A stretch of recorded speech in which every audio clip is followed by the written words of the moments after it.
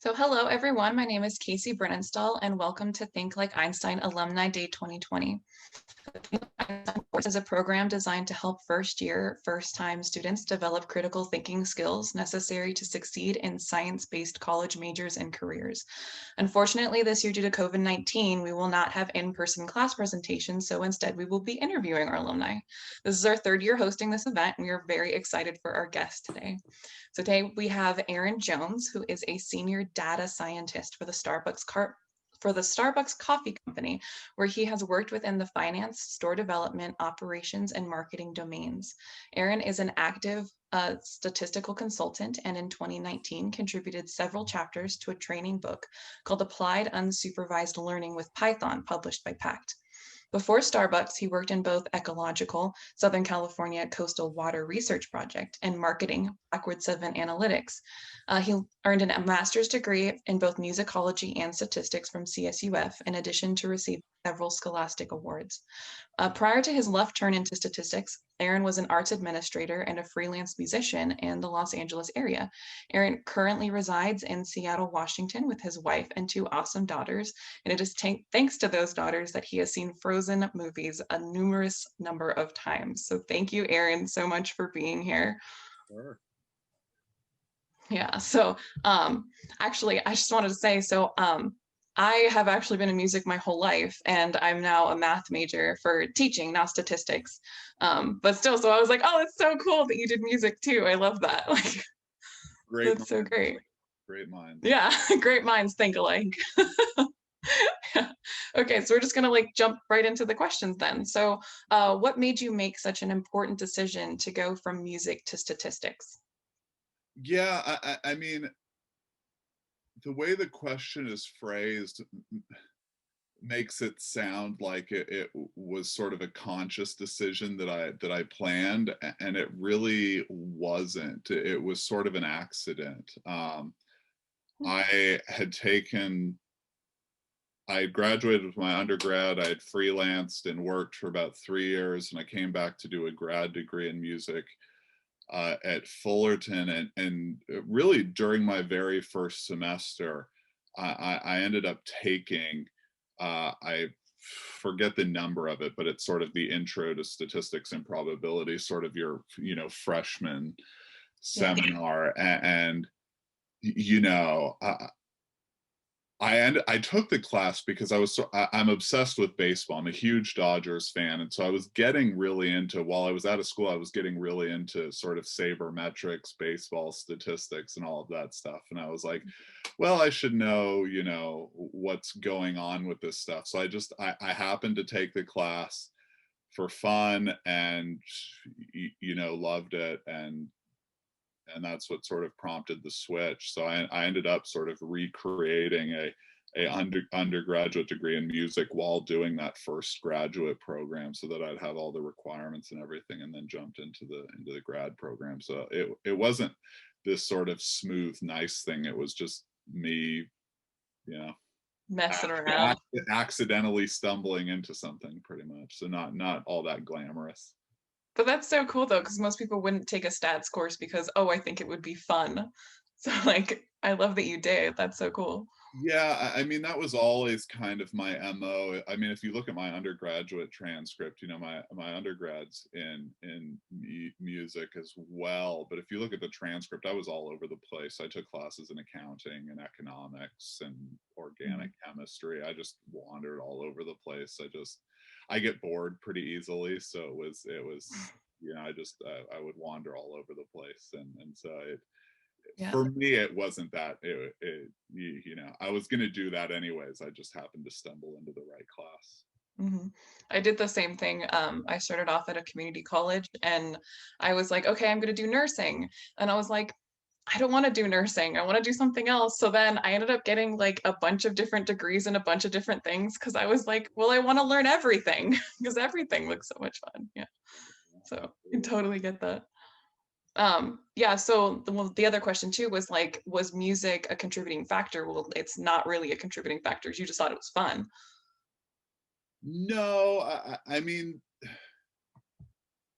no, I mean, there really wasn't much of a connection between the two. I mean, music didn't lead to the statistics in any way. I mean, baseball led to the statistics. My hobby led to the statistics. Yeah, so there wasn't any connection. I mean, in hindsight, there's a big connection that maybe we can talk about later. But yeah, no direct question. I wasn't trying to do something in music and wound up in statistics. They're sort of unrelated. Yeah. But there's a lot of like, I know a lot of like music people, like music majors and stuff who are like coincidentally good at math, which I think was so interesting. Like I wonder if there's like some kind of something between that. Well, I mean, you know, you can read stuff, and you know, people argue they use the same side of the brain and all of that stuff, so they tend to go together. For me personally, the question really was, or the connection really is that, um, you know, when you're going to school, even in grad school, most of the time, the problem that gets asked of you has an answer in the back of the book, right? Mhm. Somebody's run this before, Yeah. somebody's seen the data before, and there's an answer. Well, you know, as soon as you leave and get a job, there really isn't any answer per se. I mean, you might be trying to do the similar type of thing, like you're like, all right, I want to build this, you know, model for to answer this marketing question, and somebody else may have built a similar model, but nobody's seen the data, you Yeah. know, you're seeing, and so it's this unique thing, and so it becomes a problem solving and creativity thing, and I think that's where the connection comes. There's sort of a creative thing when you're a musician. You have this sort of creative spirit, but also, like for me, I played French horn, and I struggled a lot with sort of production to gain efficiency and how the sound would get generated. And there's no answer to that. Like nobody has the same anatomy that I do, the same lung capacity, the same mouth structure, right? You're reinventing the wheel, and nobody can see inside. So nobody can see like, oh yeah, if you do this little thing or something like that. So music, I felt for me was like the one domain where it was like, okay, I had to problem solve. There was no answer in the back of the book from a really early age. So I think it just set up that sort of spirit of creative problem solving, and I think that's been the big benefit. So if you function well in the creative domains, I think it's helpful. Yeah, definitely. When I played clarinet all through everything, school, and then I played bass and jazz, and then so like it was like music, it was always hard for me. Like starting off on something was really hard, and that's what made me want to keep going. And math was always super hard for me too, and that's what made me want to like keep going. And so it was like that's like why I chose like those two things as like my main thing. So like I guess my question to you now is like, were you always good at math, or was it just something that like you found or like you worked on something like that?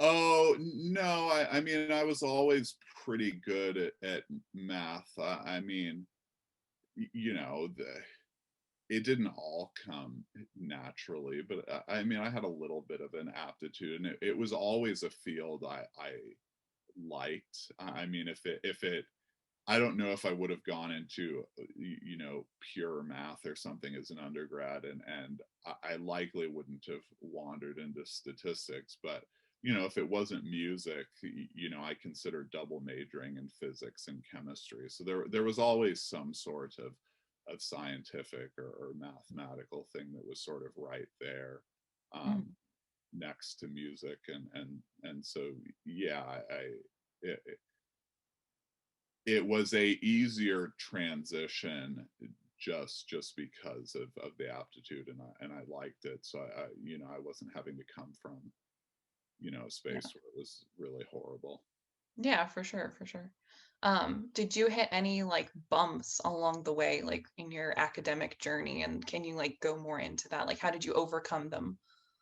Yeah, like 3 or 4 times a day. I get that. Oh yeah. Um,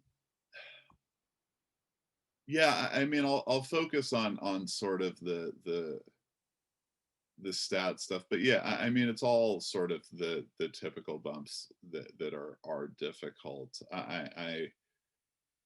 Well, I mean, I'll give you the two. When I made the decision that I wanted to do the grad program in statistics, I met with the sort of the chair of the stats program, Dr. Jamshidian, and we were sort of outlining. I was in the first year of my musicology degree, and so he was outlining. He's like, okay, this is all the stuff you have to take, and it was something like 10 to 12 classes, math classes, and I essentially, because of the way sort of registration works and all of that, and applying and all of this sort of stuff, what I wanted to do was finish the music degree and then start. Like I didn't want to have to unenroll because it would get interesting Yeah. with all the bureaucratic stuff. So basically, the goal I set was, okay, great. I'm finishing my first semester this music degree because I have to write a thesis and everything is going to take 3 years instead of two. So essentially, I have 5 semesters in which to finish 10 or so mathematics courses on top of my grad work for music, which was a heavy workload, and writing the thesis. And Hmm. I'm a little bit insane, so I was like, sure, this is doable. This is fine. Everything's fine. And I did it, and it was brutal. It was really, really hard. I mean, I remember going through a piece of. I remember taking a class. I forget the name of it. Mathematical statistics. I think it's like Math 435 or something like that. If they haven't renumbered everything, Mhm. and with a professor who's no longer at Fullerton, a wonderful professor, and he was essentially, he knew my situation and all of that, and I was doing well in his class, did well on the first exam. There were 2 midterms and a final. Did well in the first midterm, bombed the second midterm, like just spectacularly bombed the second Oh yeah. midterm. And so he asked me, he says, "What's going on?" And I said, "Well, honestly, I'm doing sort of a week on, week off thing, right? Because I have the music master. So I was like, okay, I got to pound the thesis. I got a deadline for this. I got to work through it. So I basically pushed all of the stats and math stuff to the side. And that midterm sort of fell like right when I had a big deadline on the thesis. So I was like, Mhm. okay, there's only so much time in the day. So Yeah. I'm gonna take a loss here, you know, take the victory here, and sort of move on from there. So he's like, okay, I get it. And he was like, and so then I devoted a lot of effort to the final to sort of make up ground. So it was just a lot of strategic stuff. It's like, where can I excel? Where can I let it slide, and just really plan out everything? And then that last year when I was writing the thesis, I mean, I probably averaged 90 minutes of sleep a night Oh, for an entire academic year. oh, that's terrible. Yeah, just pushing stuff out. I mean, I'd go to bed at like 4, wake up at 5:30, and start again. And so it was brutal. Nobody should do that. That was awful. But But you did it.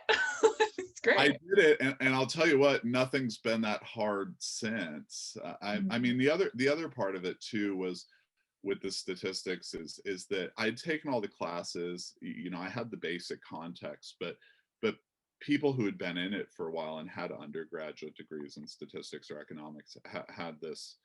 Um, they had a more complete universe of knowledge that I was still building, and one of those pieces was in programming.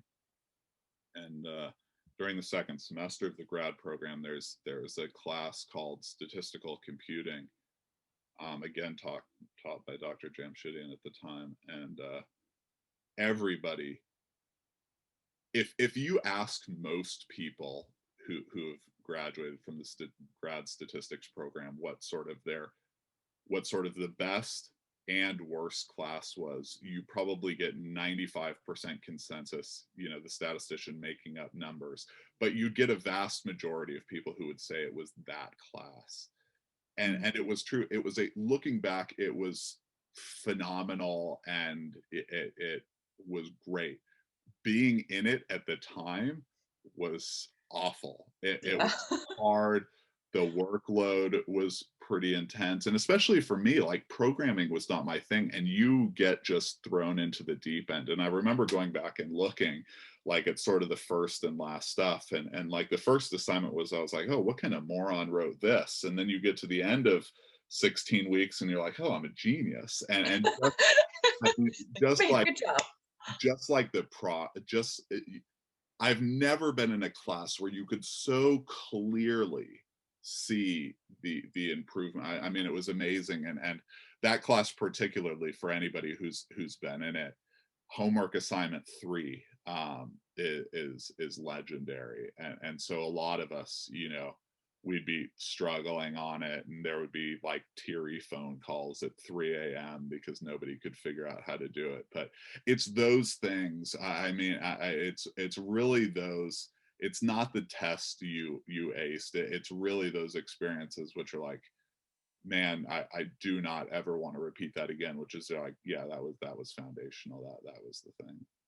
Yeah, there are like a couple classes right now I'm taking, and like me and a couple girls, we have each other's numbers, and sometimes we'll just call each other just sobbing, like, Yeah, I don't know what to do. Like the world is falling apart. yeah, yeah. Like, Yeah, yeah. I've But definitely. then, like, you learn the stuff and you're like, wait, this is like so cool. Like, I love this. This is so great. But it's like in the middle of it, you're just like sobbing because everything's falling apart, seems like. Yeah, yeah, Yeah. absolutely. So how long did it take, like, from the start of your college career to the end for you to get both of your degrees? Well, so I did my undergrad in the normal 4 years, but grad wise, so I left school for 3 years and then came back. The musicology degree took 3 years. The stats degree took 2 years. There was some summer classes in there to get some of the math classes that I had to take during my musicology degree, and then the stats program has a summer component, but 5 years in total. Oh, nice. That's cool. That's yeah. For grad, Um, 4 years; for undergrad, 9 years. Too much schooling. but fun, you learn so much. Like you Indeed, learn a lot in those 9 years. Yeah. indeed. Do you have any suggestions or like tips for stat students? They were asking like specifically for like studying methods that you did. Oh, not really. Just if it's like generic study questions, no. I mean, I use sort of the same methods that most people use. I mean, my one and only suggestion would be just to work problems, and I mean, there's essentially two ways I could answer that. It's like, what are the study methods for doing well in school and getting the A or whatever, and that would be just work example problems, do all the normal study methods, and then like, what are the study methods to actually excel in industry? And that's a different question. The industry thing is probably the more interesting question, and for stats, I mean, the answer to that question is just go find data and play with it Hmm. all the time. Like, that's I'm a nerd. I love this stuff. I mean, I will do it all the time. There is an infinite number of places you can get free data. The government has a website, data.gov. You can just go pull data. UC Irvine down the street from you guys has a huge machine learning sort of data library you can pull from. Um, Google has launched sort of a data set search. So if you go to like Google data sets, I forget the name of it, you can just type in like rain and it'll be like, oh, here's a bunch of data on rain, essentially. I'm And writing these down because that's great. and so there's lots of stuff, and just play with it. And I mean, make some visuals, just look at it, just see what's there. And so that would be my recommendation is and try to put what you learn to the test, and and just do that. But those are two separate things.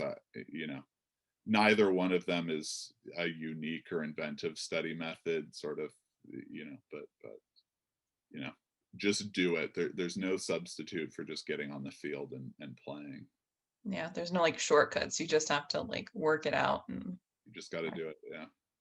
yeah. I, Yeah, I would also say, like, like when you're in school, you're taking calculus, you do like integrals by hand for 10,000 years.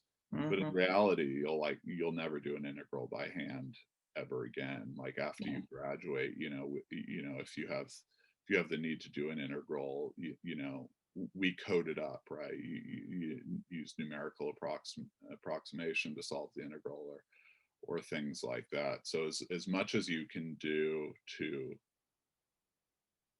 try to do it as you would do it in real life. I mean, obviously you have to do it from home, work, or you have to do it by hand, work the examples for the test and all of that. But to really, be competitive and sell an industry, you need to figure out how to do it, in Hmm. reality. Yeah. So you were talking about like your coding stuff. Do you do a lot of coding like generally like in your job now, or like any jobs that you've done? Have you done a lot of coding? Is that like a thing for statistics?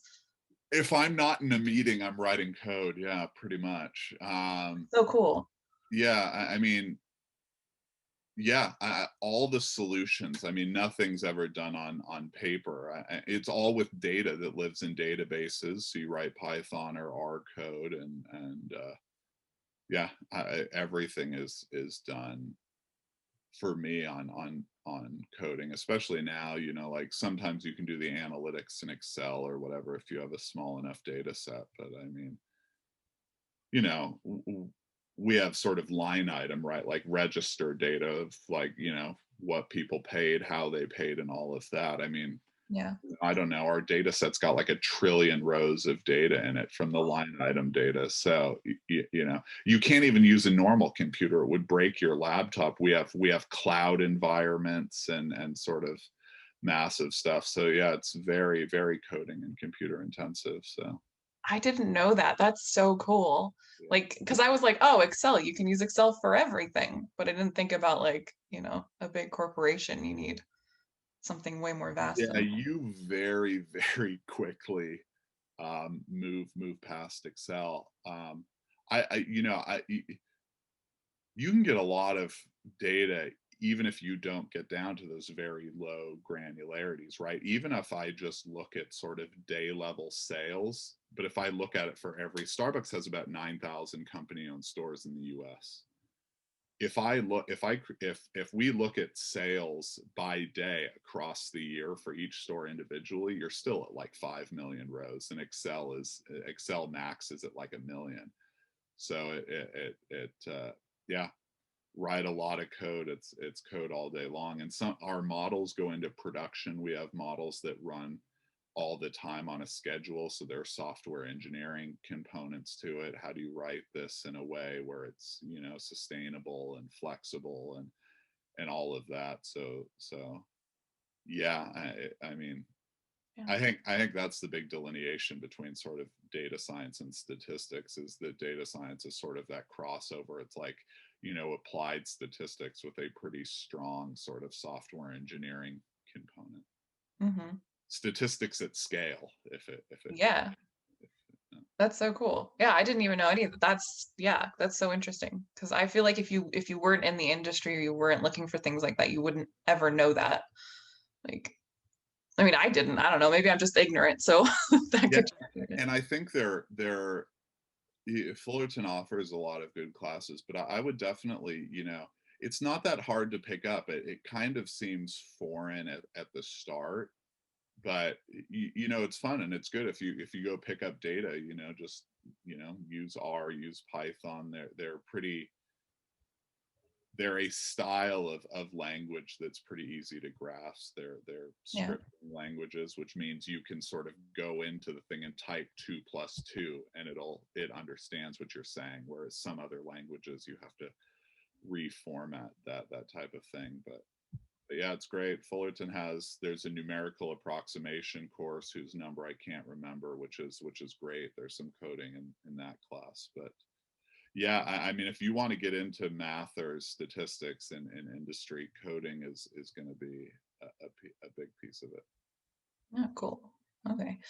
There's a question here. It's pretty specific. So they plan to dual major, and So they said, I plan to dual major. What would be beneficial for me to do so, like knowledge wise? And then by focusing their time on the first major over the other, would it hinder their chances of pursuing the second major's career in the future? Does that Uh, question make sense, or should I like explain? no, I think I got it. It's hard to say. I mean, there are so many people hiring and stuff like that. You never know how people are going to react. My general philosophy on this is that um, it depends what you double major in, and it depends why you're doing it. Like,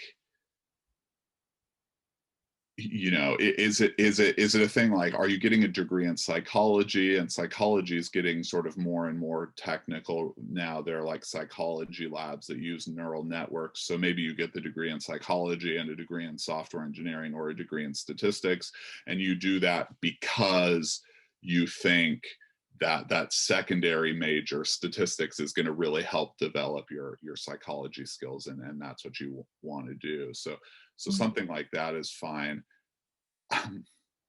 My personal opinion is, if it's going to extend the amount of time you're in school, I wouldn't do it. Um, and that becomes doubly true if you're paying with school with loans, Yeah. right? Like, if you don't know how it's going to be beneficial and you're just doing it for the sake of doing it, and you're having to take out money to go to school, I would really, in just my personal opinion, I'd be very, very careful about that.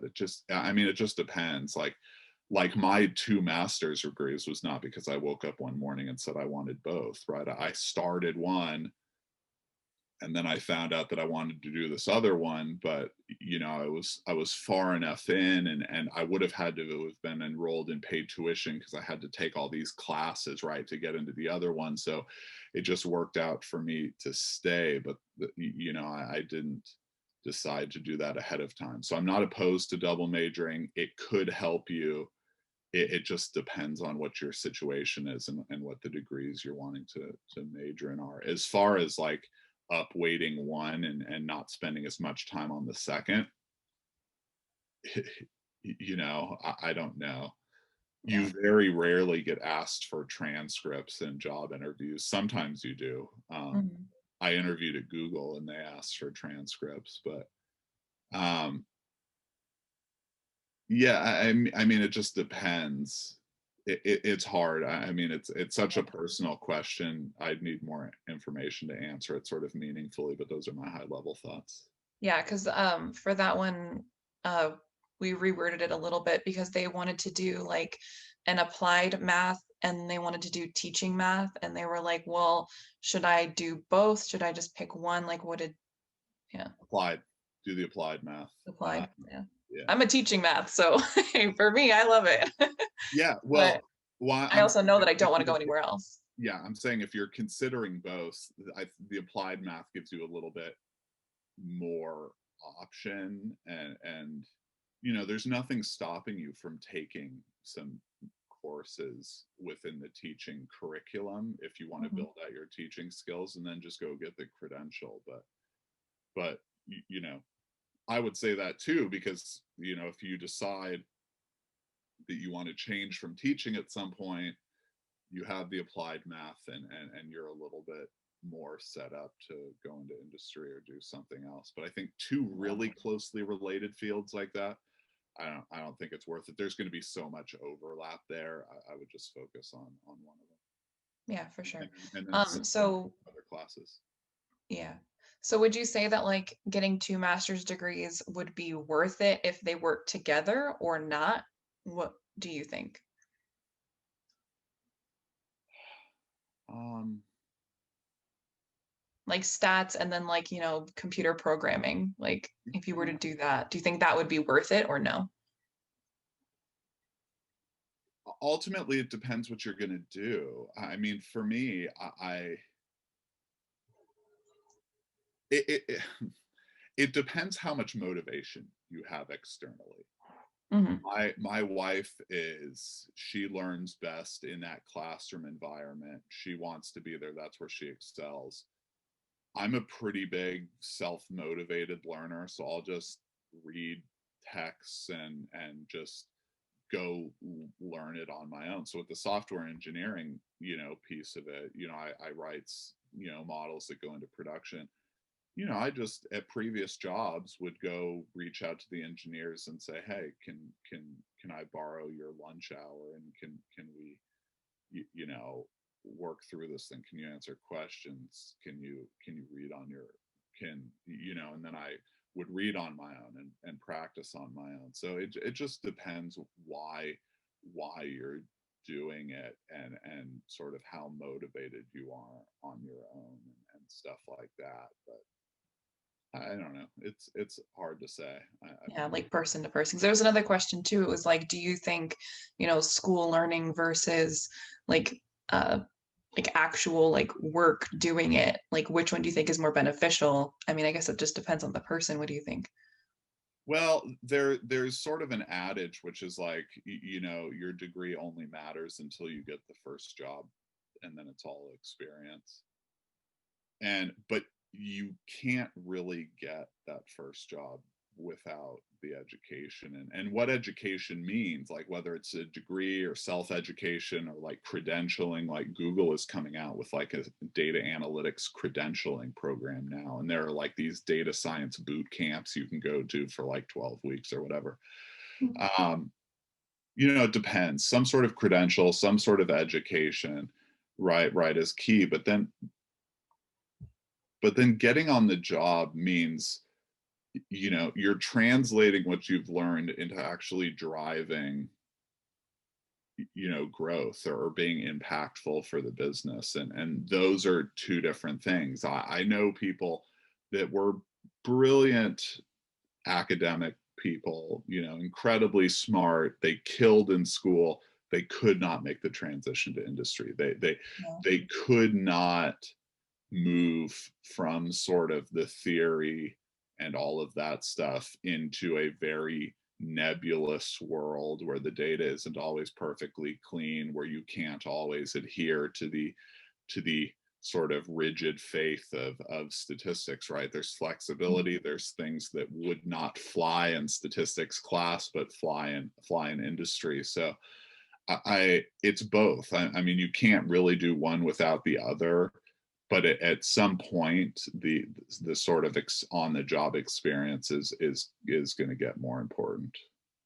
Yeah. And like I guess that just comes with practice too, right? Like whether you're on the job, whether you're off the job, just keep working with the numbers, just having fun with that. Yeah, yeah. Yeah. So how did you know that the career path you chose was meant for you? I don't know. I'll let you know. Yeah, okay. Um, yeah, I mean, I think for me, I love music. I love playing, but ultimately, I did it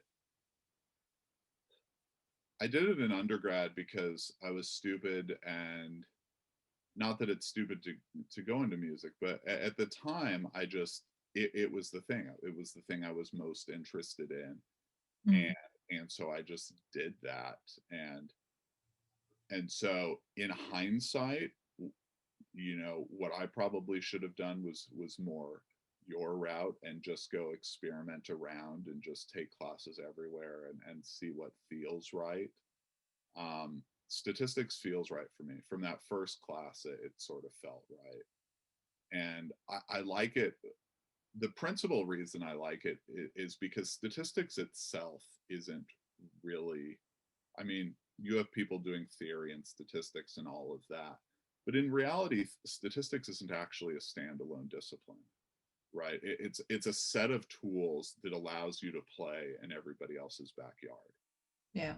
right? Like physicists, I mean, people with degrees in physics do other things, but physicists do physics, and chemistry do and chemists, do But chemistry. math is so versatile. You can But go, yeah, but math and statistics are they're just a tools. You do everything. So I've never actually you know, it's not like a physicist. I'm going to go get a job in, physics. I'm going to go get a job at CERN or whatever and do where the applied and theoretical stuff are sort of in the same domain. There's theoretical Mhm. statistics, but applied statistics, like you don't go get a job at an applied statistics company, Yeah. right?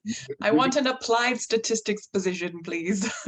you go do applied statistics in other people's backyards, so retail or ecology or media or health physics, right? Like, and you go do statistics within physics. So it's a mechanism for playing in other people's backyards, right? So I get bored fairly easily, but with statistics I can say, oh, I don't want to do retail anymore, I'm going to go do, I don't know, I'm going to go join a SaaS company and create some sort of model, software as a service type of thing. Or I want to go into real estate. So I'm going to go work in data science for Redfin or Zillow or something like that. So it's just you get to see so many different things and play with so much um unique data. It felt right to me, and Yeah. Yeah, I feel the same way. Like I have like this thing, like I don't like to be like to have no options. Like so I liked getting all the degrees because it was like, okay, well, if something happens, then I can go and do all these different things. And I feel like with math, you have that option where it's like I can go and basically do anything anywhere with this math degree. I mean, I think anyway, and seems like from all the things that you've done, you've been everywhere and done so many things. Like it's so yeah, cool. I mean, you just have to be able to extrapolate it out, right? Forget about integrals and whatever. Forget about all of that stuff. You know, what is this at the end of the day? It's just a structure for solving problems. And if you can Mhm. remove all the specifics that are really important during school and focus on sort of that high level and how you solve problems and how you think through it, how do you rationalize things, how do you think critically, how do you poke holes, right? How do you investigate where the pitfalls may be? All of that is applicable so many places, right? And that's essentially really what math and statistics teach. Yeah. Do you have any like recommendations for someone who's uncertain for what field they want to go in? Um, Play around. yeah, I mean, yeah, just play around. I would, yeah. I mean, I would just play around. I would see what feels good.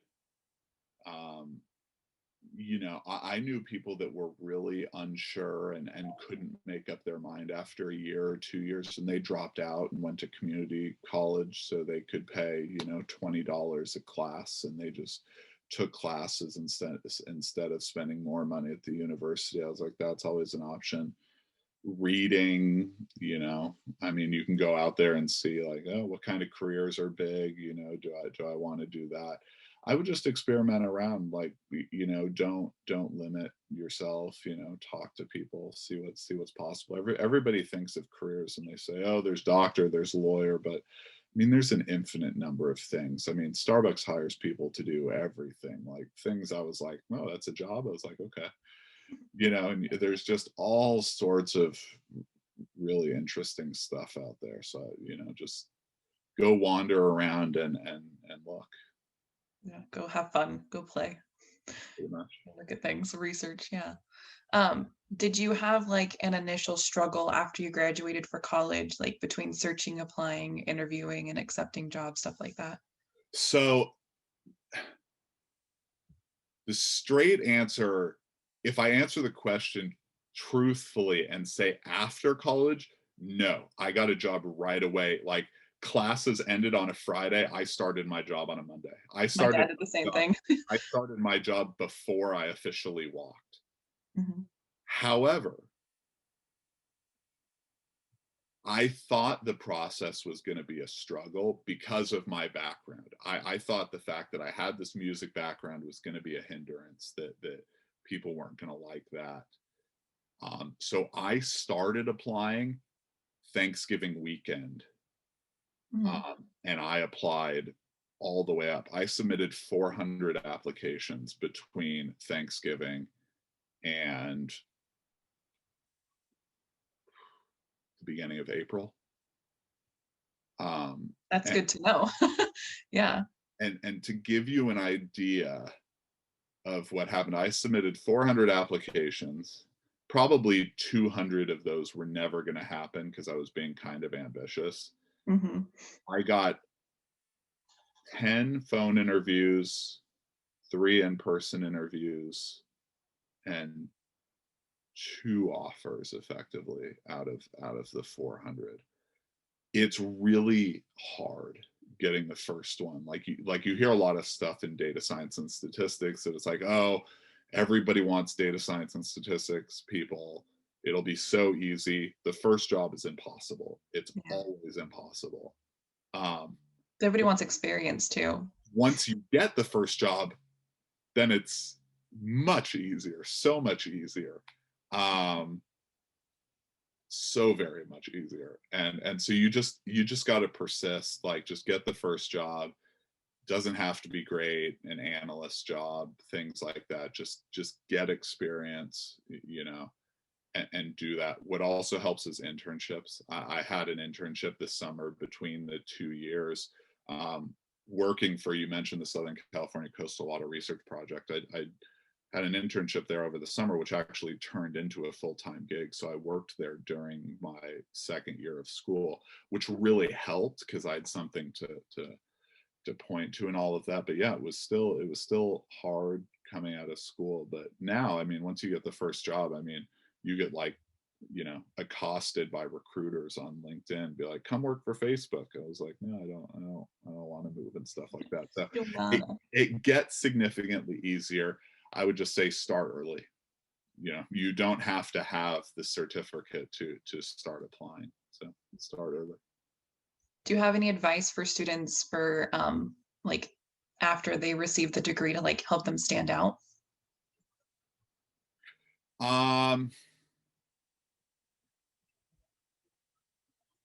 I would, whatever you can do internship wise within the field, um, try to do that. That has the nice benefit of sometimes if you're good, they'll offer you a position, um, which is always nice. Happened to a lot of friends of mine. Try to do that. Even other work experience helps too, because so much of it's like, yeah, I work in data science and statistics, but so much of being successful in an office or a job is just being able to function in an office and a job, and Being able to work with people, yeah. that doesn't have anything to do with the statistics or the math or anything like that. So just having demonstrated an ability to function in the office. The other thing is like what helped me is, you know, do projects, create a portfolio. Like, actors show up to auditions with a reel of previous work, even the worst work in the entire world. You show up to a sitcom and they did like a Japanese lipstick commercial and you're like, here it is, right? And so you need to demonstrate aptitude, and whether that's an internship or projects or research. If you have the opportunity, go talk to a professor and see if they've got research going on that you can tag on to and sort of help out. um, just go find those. You do things on your own. Go download data from the UCI machine learning, data library and work some problems. And you can post stuff online if you've got a blog, or like GitHub, which is a code sharing platform. Post stuff there, and you can add the link on your resume. It's still going to be hard the first time around, Yeah. but if I'm hiring, like, if somebody comes in and they just have the degree, but they had a 4.0 and they were perfect, and somebody comes in and they had like a 3.2, but they've done all this outside work, like not necessarily an internship, but they did all these projects and they seem more interested, that's not a hard decision as to who I'm going to hire. It's going to be the guy with the 3.2 every day of the week. Mhm. Um, And so yeah, just get out there and do stuff.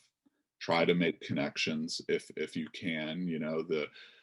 There are math organizations and statistical organizations, the American Statistical Association and stuff too, and there are chapters in Orange County there that you can join and network and talk to people and things like that. But you just, again, the answer is you just got to do it, essentially. Yeah. Everybody applying for these jobs is going to have, if you're applying after your undergrad, everybody's going to have the 4-year degree. It's what else do you have? Yeah, exactly. It's the extra stuff that helps you stand out. Yeah. What were some of like the hardest things that you had to do to get to where you are? Hardest things.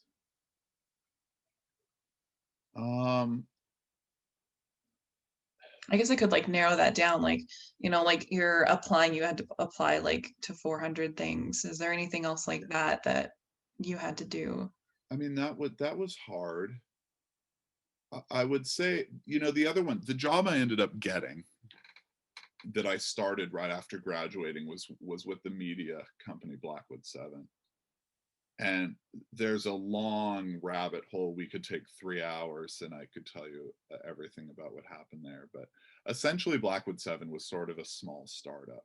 And so typically, if you graduate from school and let's say you go to work at Boeing as a data analyst, you're going to spend most of your time cleaning data, writing SQL queries, and then some other fancier senior person is going to come take the data and do the interesting stuff.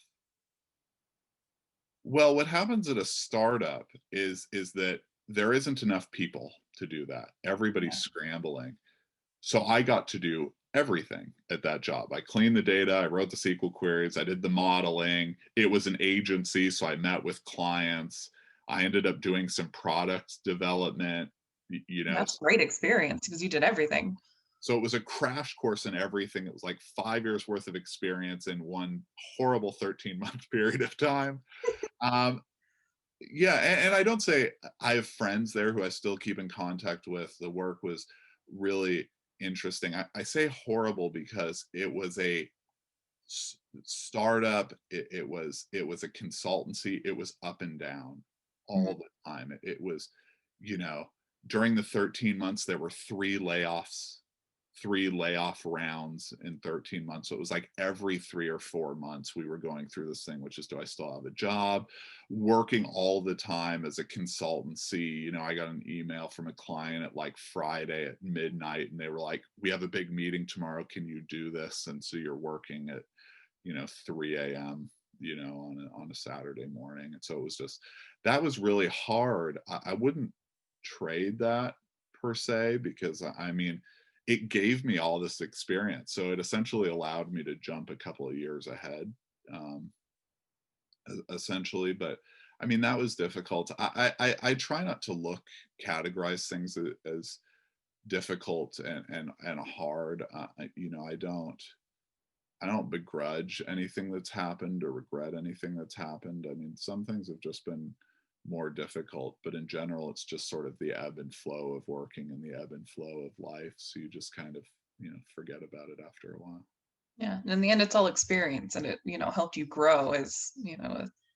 I know, the guy who runs our team now, the chief analytics officer, I would talk to him about this and he would say, yeah, there were things that were hard, but he was like, would I change any of it? No, because I was like, I'm the chief analytics officer for a Fortune 500 company. It was like, I'd change one of those things and I could be, you know, somewhere else entirely. So it's hard to look, there were hard things, doing double duty on the degrees, the year of, an average 90-minute, nightly. So all of those things were hard, but I look back and those were also maybe the funnest, and Yeah. most enjoyable times, because it was chaos, and it was hanging to 1,000-foot cliff by your fingernails, and it was just, There's a kind of beauty to that kind of chaos. yeah, it's fun. So I try not to look at it that negatively at all. Yeah. That's cool. What does a typical day look like as a senior data scientist? Um, yeah, it sort of depends. I mean, I guess you do some meeting with stakeholders. I mean, we essentially operate our analytics team as a business within Mhm. the business, which is that the marketing team or other teams come to us and say we want this, and then it's like, okay, we take that as sort of a job and we create that and then we pass it off. So it's kind of a company within a company, a little bit. It's how it operates. So you meet with the people you're doing work for. You either show them results, or you're gaining more information, updating them on things. um Oftentimes there's a lot of just general business stuff, tracking projects, doing personal evaluation stuff, or attending sort of generic informational meetings. But most of the time is actually doing the work. It's on the whiteboard or on the computer, looking at data, doing modeling, testing stuff, um, banging your head on the desk because things didn't work the way you intended. The one thing people say is that it which is true, is that um, you spend a lot of time just working with the data itself. Like, everybody wants to put it in some sort of cool model and be like, I want to focus on the modeling piece. I was like, that, if you're lucky, is maybe a quarter of the actual work. The other 75% is sort of data work. Yeah. And that could be creating new features, like combining things and sort of building unique features, or it could just be cleaning the data. Maybe it's a mess. You have to impute missing values. You have to remove, bad data rows. So a lot of it's data work, and it's sort of, I think it originates in software engineering, but it kind of holds true, which is that if you sort of break down the computer piece of it and the coding piece, you sort of, you spend about 50% of the time Googling stuff. You're on like Stack Overflow. It's like, how do I do this? Um, Help. you spend about 35% of your time banging your head on the desk because something's not working, and then you spend about 15% of your time feeling like you're actually good at your job. And then Woo. that pretty Yeah. much Real life. that pretty much is how it breaks down. But it's it's fun. That's kind of why I like it. It's interesting all the time. The fact of the matter is that, like, when I wake up and do the job, I won't be able to get through the day knowing how to do everything I have to do. So you have to do some searching, you have to do some It's research. constantly learning. Keeps it interesting. Yeah. Yeah, exactly. Um, I mean, we're getting close on time here, so I'll ask you one more question and then a final wrap up. Sure. What was the process behind becoming a data scientist for a company like Starbucks? Well, the important thing to keep in mind is that the title data scientist doesn't actually mean anything. If you could ask 100 data scientists and you won't get the same answer as to what it is. I mean, Mhm. essentially, it's just working with data in some official capacity. And so it's some statistics, it's some applied math, it's some software development, it's some data engineering, it's some amount of domain expertise in whatever domain you're working in.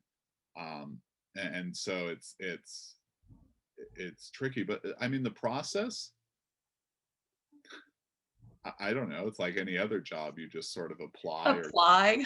it, and then it happens. I mean, the thing that I will say, and I'm going to throw a lot of shade right now Oh the yes, on spill that tea. on the boot camps. So there are these data science boot camps, right? I'm sure people have heard of them. They're like 12 weeks or 16 weeks most of the time. They teach you, they're like, okay, here's a package for doing this, right? If you go into Python, this is how you fed a neural network. If you're using Spark, this is how you query a SQL table, or all these things. It's sort of like a how-to guide. But Mhm. the problem is when you're dealing with data, it's everybody can fit a package, right? Who cares? It's Yeah. can you get from point A to point B? Can you actually solve a problem? Can you come up with a creative solution and things like that? And so the training has to be that, and you know, and so I think school, particularly the stats program at Fullerton, I thought was, I didn't realize at the time was designed well. It was mostly about solving the problem and not as much about the the technique. And I remember one of the professors pretty distinctly saying, it's like, the, who cares about the technique, right? Like, understand how to solve the problem, understand what kind of model you would need, understand what the implications are, and then you bring in sort of the technique or the solution. And because the technique or the solution, if it's something you haven't done yet, that's learnable, but it's very difficult to actually solve the problem and figure out how to go about it and understand where the pitfalls are and explore the data. That's the type of thing. So getting a job like this, and more than that, excelling at a job like this is being able to do that.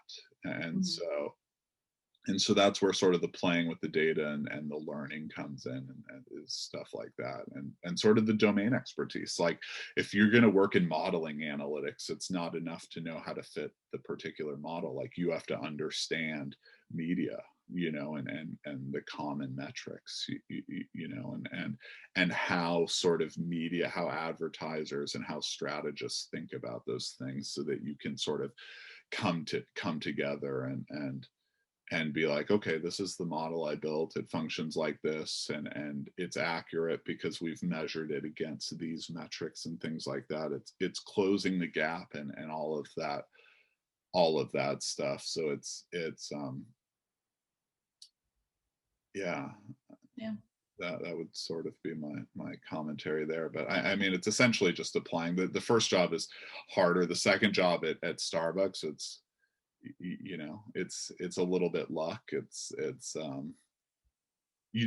essentially got Well, lucky. you say luck as you've done all of these things to like put yourself ahead and like above and beyond. Like that's great.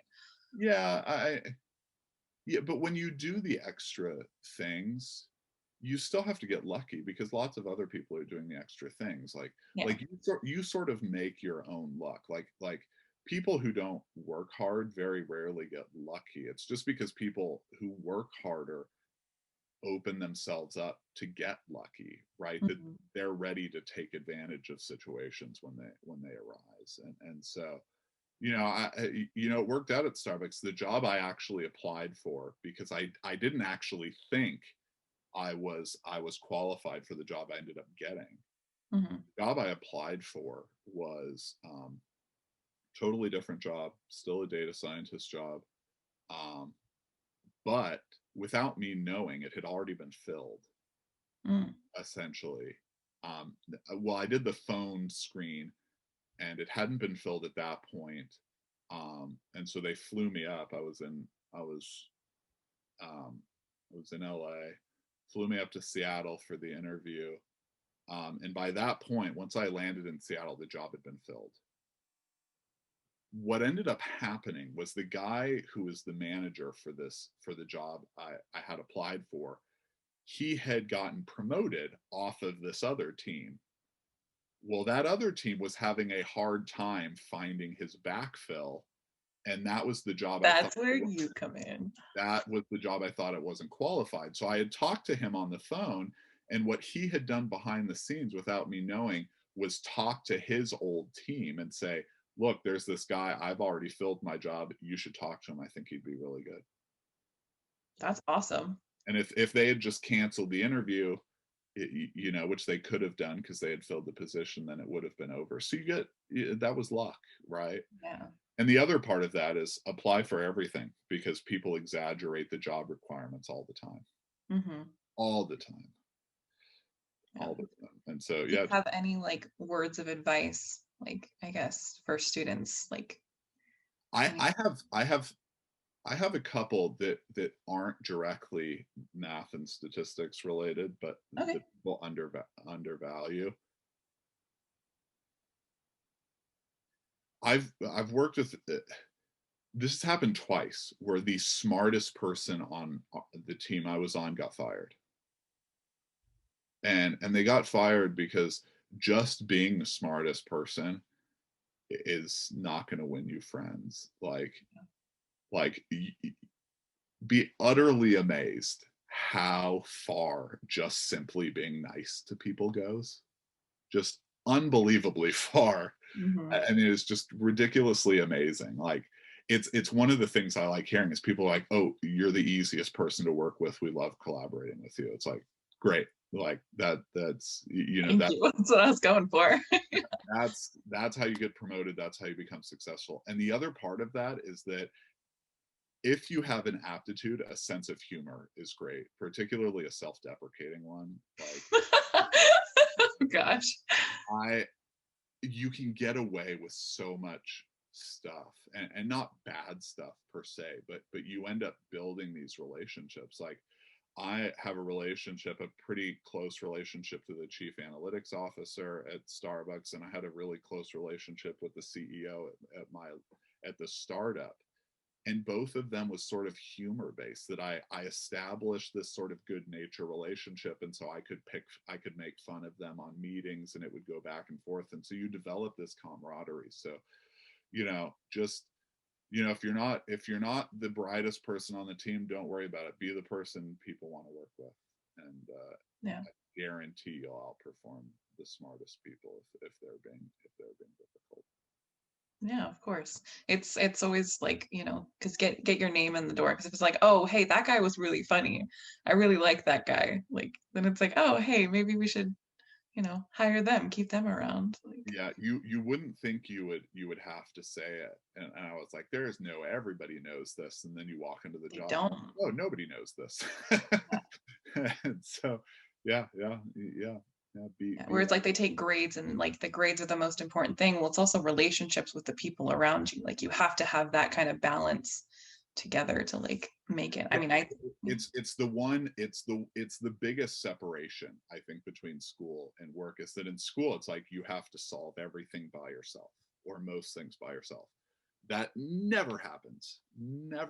I haven't solved a single problem by myself yet. It just never happens. You collaborate constantly, because when you're building a model that has, that's going to redirect $100 million worth of spend, let's say, the last thing you want to do is get it wrong, right? And yeah. if you're working alone, the chances you're going to get it wrong or make some sort of goofy mistake are just so much higher. Hmm.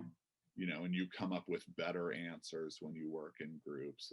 It's why I never understood, like I always pushed for group work in school, because that's really the dynamic, being able to work with people, combine thought processes together.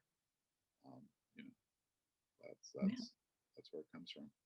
All right. Well, thank you so much for being here. We're like reached time, so thank you. I mean, as like a music and math major, like I totally appreciate everything that you said. Like that's so great. I totally like identify with so much. So, yeah. So thank you for coming and speaking and for sharing like your experiences and stuff. Of course, it was fun. I enjoyed it.